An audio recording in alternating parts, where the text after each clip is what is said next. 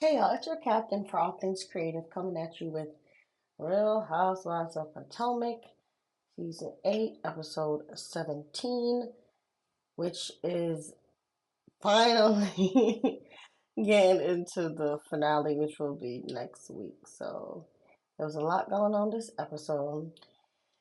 And if you're new to the channel, please like, share, and subscribe so we can finish the season together.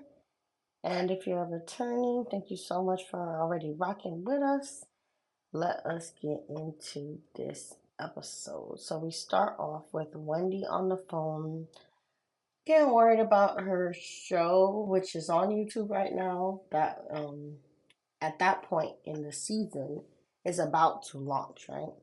Next, you also see Karen getting good news about her health from the doctor, and then Giselle and Ashley working on the last touches of their clothing line, and you see Giselle kind of wearing some of the clothes while Ashley's making decisions about whether to cinch the waist or not. So then you see Nneka getting her IUI, and you can see her kind of being bossy and a little mean to Ike. And next, you see Gordon and Mia in therapy, and Mia claims that the romance had been missing from the marriage from the beginning. She almost didn't get married because of that, but Gordon says that what's wrong right now is that Mia be on her phone a lot, like Kenneth in Love is Blind.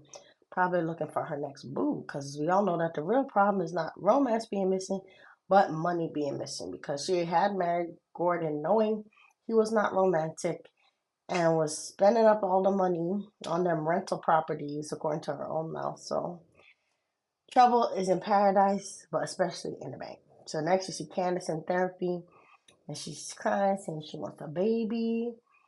And then you see Mia gathering all the ladies for what I think is going to be the finale event. Basically, she had met with a photographer who wanted to do a shoot about historic black women, and they want all the housewives involved except Aneka. And I thought the shade of it all.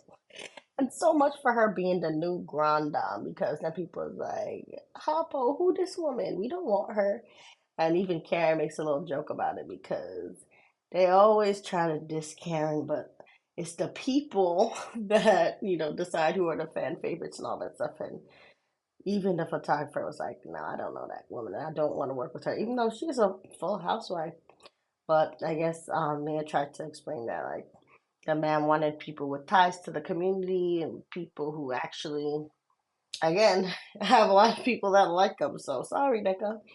So then Candace gets assigned Diana Ross. Giselle gets assigned Beyonce. Karen gets assigned Lena Horne. Ashley gets Dorothy Dandridge. Mia gets Pam Grier. Wendy gets Shirley Ralph. And Robin gets Mariah Carey. And in this segment, you see a little preview of the clothes that the women are going to wear. And I think Robin's outfit was the worst since it was just like a black outfit. It didn't remind me of Mariah Carey at all. But Giselle and Wendy's are tied as best for me since Wendy had the iconic red sequin Dream Girls dress, since Charlie Lee Ralph is the original Dina Jones.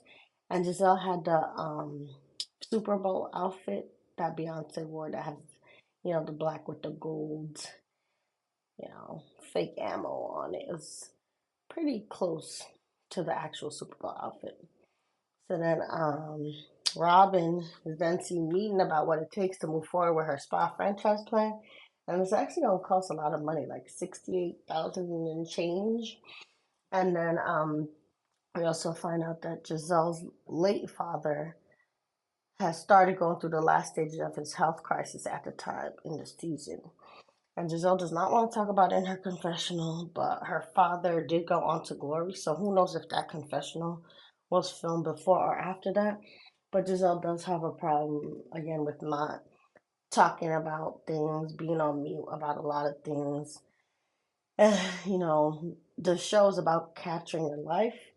In this case, I kind of could understand, not having the words to say, being emotional. But again, a lot of the women, like Karen, for example, she spoke on her parents. She did it tearfully, when they passed away. But that's what the housewife, show is for, documenting your life. So if she can't speak on stuff, again, I gotta reconsider, her being there. Um, Next, you see the fashion show, and everyone is in attendance, including Deborah, which is going to be important later on when we get to the fight. And then Wendy clocks the hypocrisy when the model walks down the runway in an outfit that looked very close to an outfit that Wendy had previously worn that Giselle and everybody dragged her for. And that outfit is in the thumbnail. I think it is very similar. To be fair, on the model, the chest area was closed. It was just like a onesie. Whereas on Wendy's outfit, it was a turtleneck, but there was a cutout part where the cleavage was. But the cut of the hips being out was very much the same. So from the thumbnail, you do say it was very similar, and it's interesting how you know Giselle was hanging on Wendy's clothes, but then designed something that Wendy was wearing. So Wendy was saying imitation is the highest form of flattery, and Wendy and Candace really did have every right to roast the fashions. And to me, it wasn't gym clothes I would wear, but Ashley and Giselle like it, so that says a lot. Giselle then leaves the event early after making a speech confirming that Ashley had been doing most of the legwork since she had to drop a lot of balls this week, especially due to her dad's health crisis. And then when talking to the women about why Giselle left early, Mia tells everyone about the dad being in the hospital and whatnot. And Candace says she sends well wishes, but Wendy stays kind of in petty lane and bringing up how she can't really, send her well wishes for Giselle and her family since Giselle was part of the group disrespecting her mother when her mother had been in the hospital during the Austin trip. Now, people online who had seen the episode know that Wendy's mom, after the fact, we found out wasn't going through such a serious health crisis because, again, Giselle's father did end up passing. But Wendy's own mother also said that it was elective surgery, but Wendy said something went wrong after the fact. So I don't think it's something that Wendy should have been comparing because it really was not the same level of crisis in the family. But I do get that these two do not see it for one another, so I didn't expect, anything to be different. But it would have been nice if Wendy took the higher road here. And then the ladies all toast to GNA before Ashley asks if the cameras are cut before they show audio related to the fight footage that had been released by TMZ. Now, Ashley appears to be the puppet master here since Deborah started going off on Candace as soon as Ashley confirmed that the cameras were down.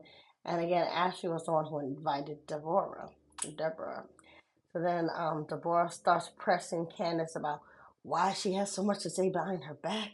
All that talk about being a Muppet. And you can hear Kiana trying to get Deborah to back off by reminding her that this was not the time or the place to try to be started a mess.